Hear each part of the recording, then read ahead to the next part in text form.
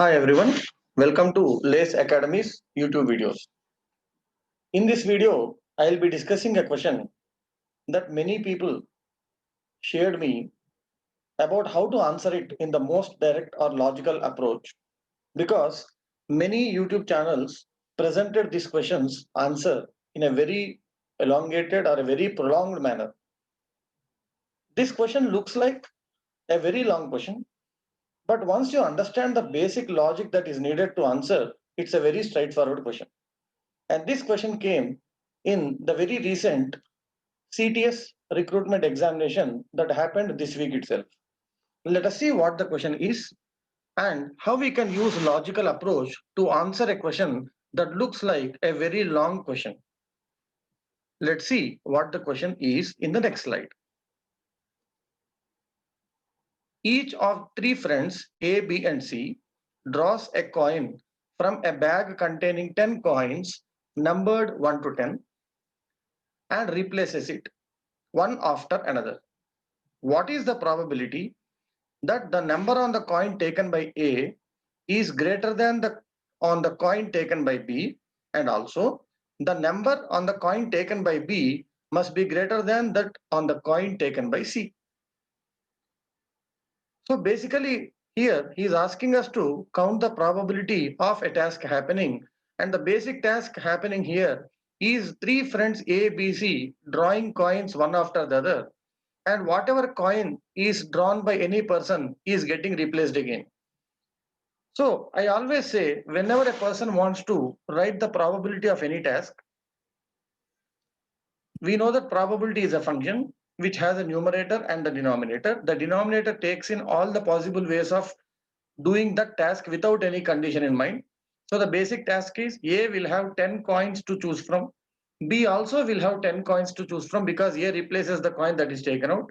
Similarly, C also has 10 coins to choose from. So the total number of possibilities in this task is A 10 choices and B 10 choices and C 10 choices. We already know that and means into. So this is the denominator for the task.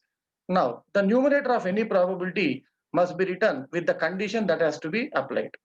With the condition applied. What is the condition? A's number should be greater than B and B's number should be greater than C. That means the three numbers taken by A, B, C must be in perfect ascending or descending order, whatever we can call it as.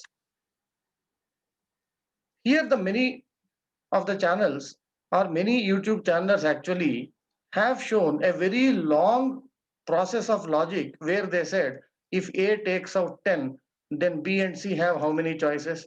If A takes 9, then B and C have how many choices? If A takes 8, then B and C can have how many choices or how many combinations? Like that, A can take maximum 3, minimum 3 because 3 B and C should be less than A, and then how many? And then they want everybody to add all of this, which becomes a very essay type of question, a long answer, unnecessarily, which wastes time. Aptitude is not about unnecessarily doing things which are not needed. So instead of doing this much, if I can simply understand the logic behind the task happening, I want A, B, C to take three numbers out of 10 numbers present, such that A should be greater than B should be greater than C. That means A should be the largest number, B should have the medium number out of the three selected, and C should be the smallest number out of the three selected. My question is a very simple logic where if I take any three numbers X, Y, Z, which are three different numbers, can I say out of three different numbers, one of the numbers will be definitely the largest one, and one number will be definitely the medium one, and one number will be definitely the smallest one. So you take any three different numbers out of 10, it is obviously meaning that we are getting one largest number, one medium number, and one smallest number.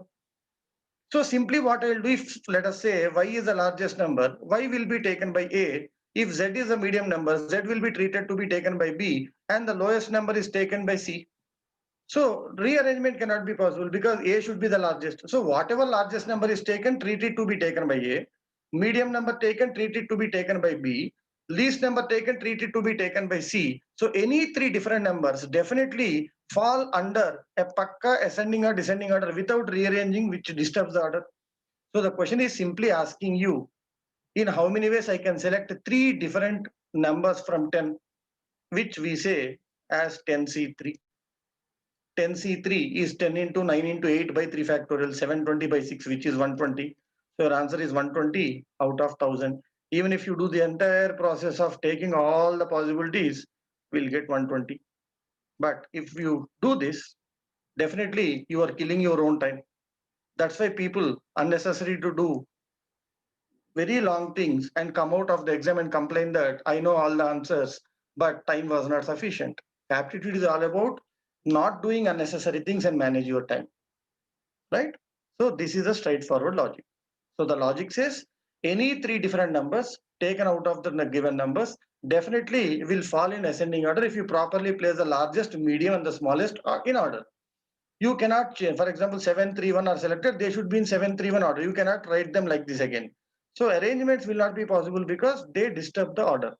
So simple selection of any three different numbers from 10 is what is asking. So understanding what is the basic task needed and taking it in the simplest approach is what aptitude is all about. So if this task has to be recorded as a program, if you write a program for this logic and if you write a program for this logic, can I say this logic is not efficient coding? Because you're writing a program which has unnecessarily hundreds of steps, whereas the program can be written by using a single step. This is what we call as efficient coding because it doesn't have redundancy. That is why to see your problem solving approach, aptitude exams are being conducted, not to make you by heart or some by heart shortcuts or actually learn some dirty words like tricks and other things. You are not a magician. You are not expected to do any magics or tricks here. You are expected to solve a given problem or understand a given question and answer it in the most logical approach possible. That is why we say this is some small details about our aptitude course. So that's what I say. Aptitude is never to be mistaken to maths. Aptitude actually doesn't mean shortcuts. It doesn't need shortcuts also. And please remember, tricks are for magicians, not for logicians. Aptitude makes a person logician. So be logical and you can be cool. So these are the statements I always tell to my students. Practice well. Any support in aptitude needed, get back to us at the number that is mentioned here and take well your examinations and all the best for your career enhancement. Thank you. Yours, Narsimha.